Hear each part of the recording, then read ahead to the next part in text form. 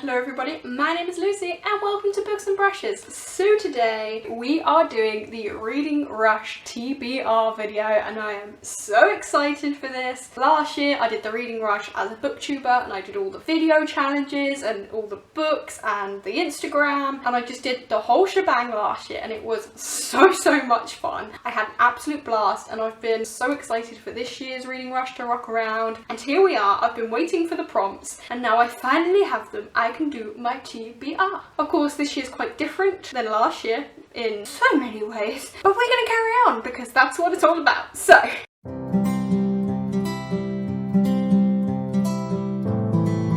the prompts. They're quite tricky. Very tricky bunch this year, and also there's no prompt to read 7 books. Oh yeah, let's see how many I can condense this down to. I'll give you an idea of what I'm reading. It won't be a strict TBR, but it'll give you like a few options of what I'll probably pick up for each prompt. Let's just get straight in. Okay, so the first challenge is a challenge I love and hate in equal measure, and that is because it is read a book where the cover matches the colour of your birthstone. This challenge, really fun idea by the way, Ariel and Raylene, that's such a fun prompt. I'm born in November, so that means I get topaz. It's usually like a yellow golden topaz, although sometimes topaz can be blue. They gave a graphic and it's usually yellow. And guess what the least likely colour is for me to have a book of? You guessed it, it's yellow. Most other people get white or grey or blue or green or red, you know, common colours that you get books with. Yellow's got to be the least common colour for a book, so us November guys, we're gonna have a hard time with this one. Let's see what I can do. Second prompt is to read a book with the at the beginning, so any book title that starts with the, so that's nice and easy. There's lots of books that start with the, so that's a fun one. I'm interested to see how that goes. Third one is a strange one. I'm not quite sure how it's meant to be worded, but it says read a book inspired by a movie you've already seen. Now this is tricky because usually it's like a book to movie adaptation. Are they asking for a movie to book? Because that's a lot less common. Or is it just a movie you've already seen but not read the book of? Because I haven't done that. I almost always read the book first. So this is a tricky one. I might try and watch a movie and then read the book of it, but if I've already read the book, I don't know, we'll see what I can do for that. The next one's read the first book you touch. I'm just going to touch one that I want to read because that's nice and easy. Prompt 5 is read a book outside of your house. Out there?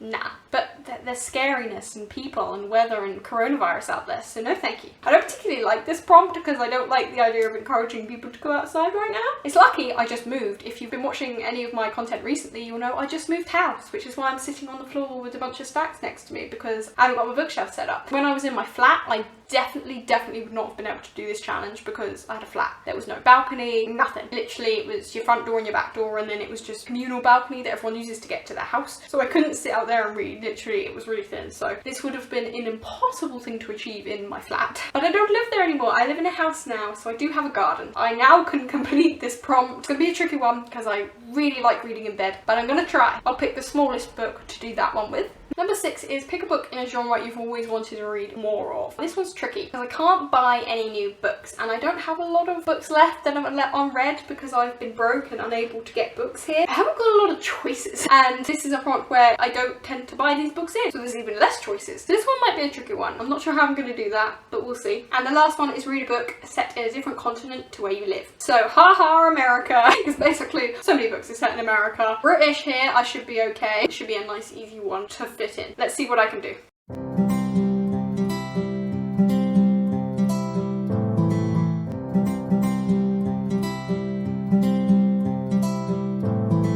This is what I've managed to narrow it down to of the books I can read for these prompts. So one of the prompts, if you'll remember, was the first book you touched. So hell yeah, and that is The Ballad of Songbirds and Snakes by Suzanne Collins. This one is one I want to read because it matches a couple of the prompts. That's what I'm going for. First of all, the Ballad of Songbirds and Snakes. Also, the colour. Now, I know the background is green. However, this main emblem is definitely a golden yellow. The colour of my birthstone itself, topaz. I mean, come on, look at the inside flap and the beautiful naked hardcover with that snake on. Oh, delicious. But look at all that yellow. Golden, beautiful yellow. So I'm pretty sure that this counts. So this also fits for the birthstone colour and the word the in the title. Also, if I want this book to count for literally everything, it's also not set in the UK or Europe, so there's that. So this book is great because it fits so many prompts prompts, and it's a book I've been meaning to read anyway. I'm currently doing a reread of the Hunger Games trilogy in preparation for this. I was supposed to read this when it came out in May, but did not get around to that. An alternative to that one, if I decide to pick a different book, there's only one other book that has the same kind of requirements. That is The Hate You Give by Angie Thomas. You can see it right here because it's bright yellow and it stands out. This book, I'm not going to get it out because, can you see why? I'm not going to do that to myself. The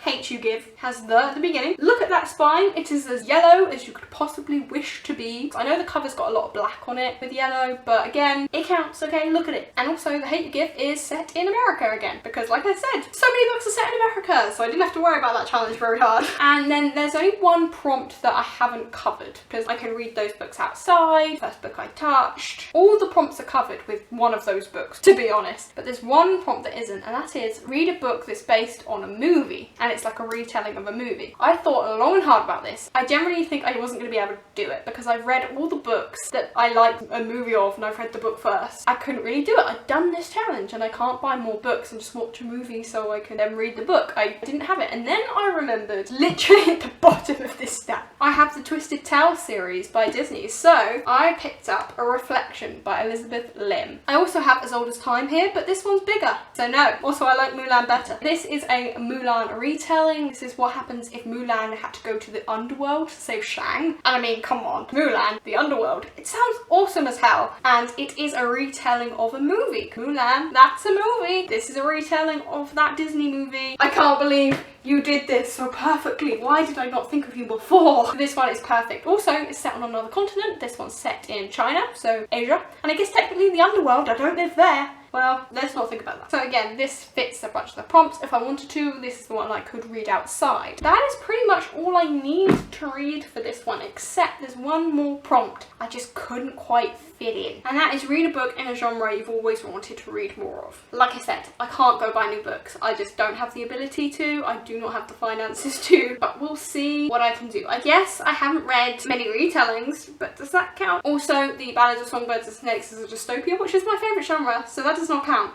I would say I want to get into more like contemporary, but I've been doing that. I would say more historical fiction, but I've kind of been doing that. There's a couple of genres that stick out to me of ones that I think of when I read this, and that is sci-fi and maybe non-fiction. I don't read basically any sci-fi. I haven't got any of it here, and very little non-fiction. But like I said, I haven't got it, so I'd have to buy it. Financially, I'm not sure I'm capable of doing that right now. I don't know what I'm going to do for this one. I guess we'll find out. I could do a sneaky and reread a non-fiction book I have. Try and borrow a book of someone that's sci-fi. I don't know. That's the only unknown. Other than that, we're pretty solid on two books I'm certain to read, and that is The Ballad of Songbirds and Snakes by Suzanne Collins and Reflection by Elizabeth Lim. Now, it seems a bit puny just having two books for the reading rush, also because there's no read 7 books. That makes things less pressured, but also I've done deliberately less as I can. Although these are the two books that I must read to complete the reading rush, this means I've won. However, that doesn't stop me from trying to read as much as I possibly can in that week. It's the reading rush. That's literally the whole point. I will try and finish them as soon as possible, and if I do, I will move on to more books and just see how many I can knock down in that week and see if I can fit in that genre prompt that I'm not sure about. Like I said, these are the two books I need to read to win the reading rush in my eyes and to do all of the prompts. Let me know down in the comments, are you competing in the reading rush? Have you ever done it before? Are you planning on doing it this year? Tell me what you're up to, and if you've got a reading rush TBR, let me know. Maybe I'll come and watch yours. That'd be fun. We can all watch each other's TBRs. That's what I love about this time of year and the reading rush. It's always so communal. People are always swapping and sharing and watching each other, and it's always so much fun. So let me know what you're up to during this reading rush, and let me know. We can also have some great fun together. Hopefully I'll be able to do the video prompts this year. Last year I had so much fun doing all the video prompts, and I got actually loads more done than I thought I would. Instagram challenges, the whole thing. Although I need to catch up on Instagram really bad because I'm so far behind. Thank you so much for watching my TBR. This time of year, there are so many TBRs out there. Well, there's so many booktube videos out there on this platform, so I'm honoured that you've come and spent your time watching mine. Thank you so much for that. I cannot tell you how much that means to me. If you enjoyed this video, give it a like. It really helps me out and it brightens my day. Comment in the comment section down below. I've been having a bit of trouble with my comments lately. YouTube's been annoying and not showing me all my comments. My favourite thing, because I love to reply to comments, but I reply to almost all of them because I love responding to comments and chatting with you guys so much. Talk to me down in the comments below, like this video, and maybe come and join us on my channel. And if you want to, come and subscribe. We can have a fun time. Come be my booktube pal, it would be my honour. Thanks so much for watching this video, and I'll see you on my next one.